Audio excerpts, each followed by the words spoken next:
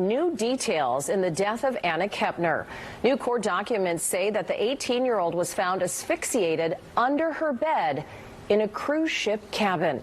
Tomorrow, her father and stepmother are expected to be in family court. On Friday, her family may have to answer to a judge about what happened on the ship.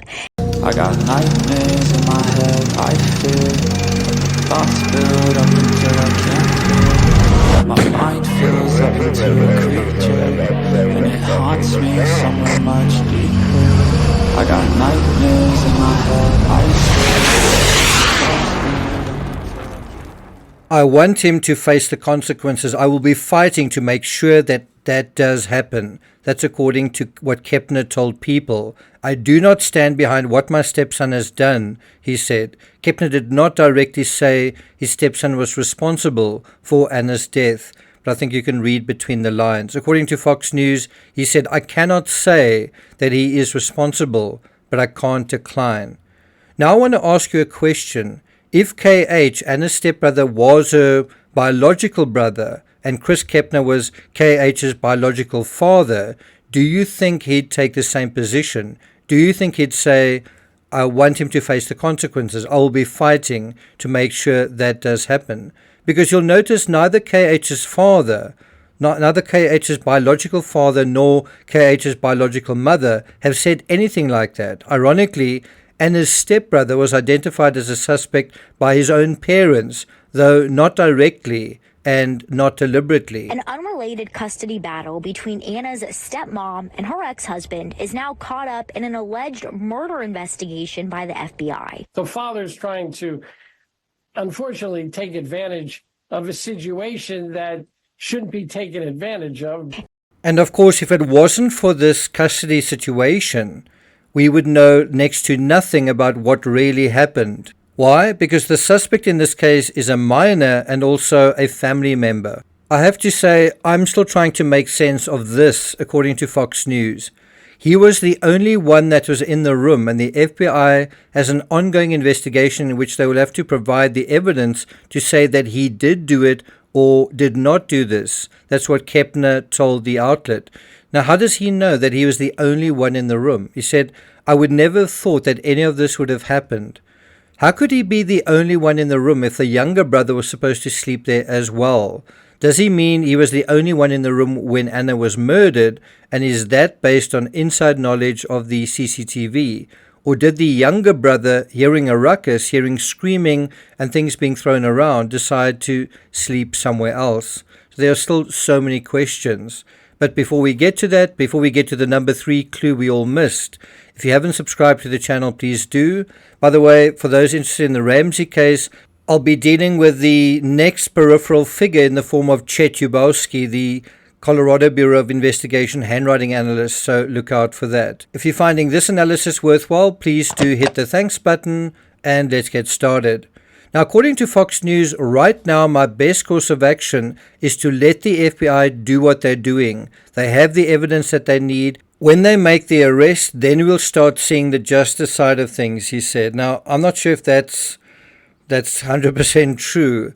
First of all, I'm not sure if they are going to make an arrest. It's already been something like a month later, 4 weeks later. And even if they do make an arrest, I'm not sure if we will see or know what is going on. And that brings us to the number 3 clue we all missed. And before I deal with it, I want to be clear that this is really speculation and supposition. I don't often speculate as wildly off script, as wildly as I'm about to do. This is a theory, and I could easily be wrong about it. But here's the background that leads me to this theory, and we get it from the Daily Beast.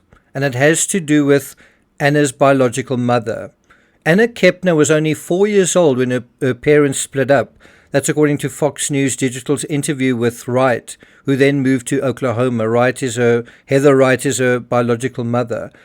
She claims that she was excluded from her daughter's life and was even initially left out of her daughter's online obituary. That's her biological mother, although an edited version later included her name while removing other relatives. If people would actually look into the videos that Anna posted about her mother, you would see that Anna did not have a relationship with Heather. Heather did not know anything about Anna. Heather walked out the door when Anna was 3 years old and never looked back. And I think that is from Chris Kepner. That's what he says. But that's not entirely accurate, because Anna's father describes another not terribly happy encounter with his ex 7 years ago. He explained that Wright only came to Florida once around 2018 for 3 days and could not stop with the drugs and stealing things in our hometown.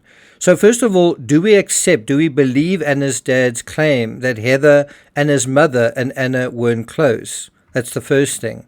But the Daily Beast goes on to note, however, Christopher Kepner told the Beast that Anna was not close to her mother, saying the only pictures Wright has of their daughter are ones she stole from his and his family's Facebook and TikToks. After that, he claims the last thing that Heather did to Anna was flipped her off on her way to the airplane to go home. Wright did not immediately respond to the Beast's request for comment regarding her ex-husband's statements. And that then brings me to my theory. I suspect not only were Anna and her mother not close, but I wonder whether Anna was so put off by one parent's history, so much so that Anna may have been quite strict about substances. This is something that is true psychologically in general, that a family member may be so put off by another person's dysfunction and addiction that they develop a lifelong revulsion for it, bordering on a phobia. And we may have some circumstantial evidence to support this. Have a look at this from the New York Post. Anna was a devout Christian who was baptized in May. That's fairly recently. Florida Today. Anna was a believer, a Christian whose faith blossomed as beautifully as her smile. She attended youth at the Grove Church and was baptized. Now, we know that Anna attended a Christian school. We know she was described as not only a Christian, but a devout Christian, although that doesn't necessarily mean she didn't drink or use substances. But I have a gut feeling that she was quite a clean living soul. I mean, very different to her mother in some respects. What does devout mean? It means devoted, dedicated, faithful, staunch, committed. I also think that her intention to work in law enforcement reinforces this idea that Anna aspired towards good morals and a more disciplined approach to life. According to Florida Today, Anna had plans to join the U.S. Navy after her high school graduation in 2026, with long-term plans to become a K-9 officer. And so that brings us to the number 3 clue we all missed, which is, I believe, that Anna on board the ship probably wasn't drinking. And even if she was, probably wasn't drinking to excess, while those around her were. And if those around her were, especially her step-sibling, he may not have liked this, especially if drinking was going to be a ruse to break her down and to try to get them to be 2 peas in a pod. But they weren't 2 peas in a pod, specifically because of this. Because I suspect because the brother liked drinking and she didn't. And this led, I believe, to a fatal argument at the end of the day. That's my theory. I don't think it's rocket science, but for those into drinking and drug addiction, well, perhaps it is. People who like to drink don't like to be around people who are sober, and vice versa. For this reason, Anna seems to me to be the opposite of someone who is an addict. She seems to be someone who was able to take responsibility for her life. She didn't have a great start. Her situation wasn't great, but she didn't make excuses. She didn't just have dreamy fairy tale ideas of what she wanted. She didn't blame or expect handouts from others. Instead, she was a go-getter. She was actively reaching out for the life that she wanted. She had just finished taking the test to join the military, the late teenager's family told ABC News. She was already talking to recruiters and had chosen her career path. She wanted to do something that would help her community. And I think this sense of service and compassion was born out of a relationship with her mother, or the lack of one.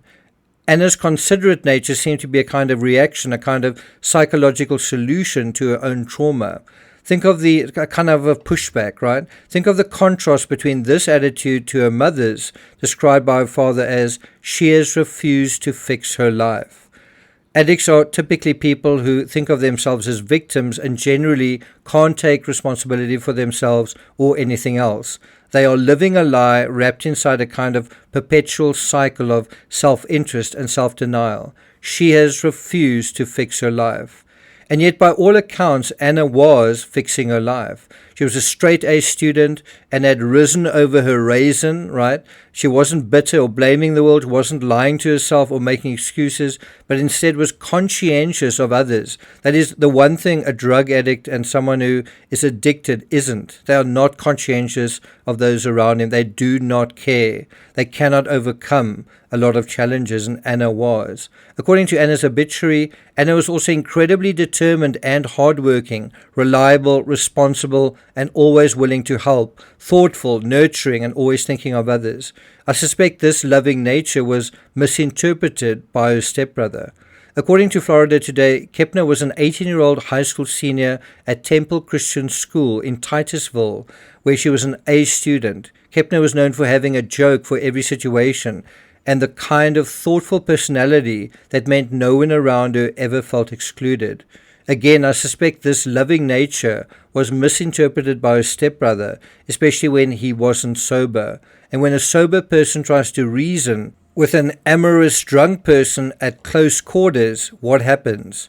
What did happen? Well, I'm not going to take it further than that. Let me know what you think of this theory in the comments. Thank you for listening, and I'll see you guys next time.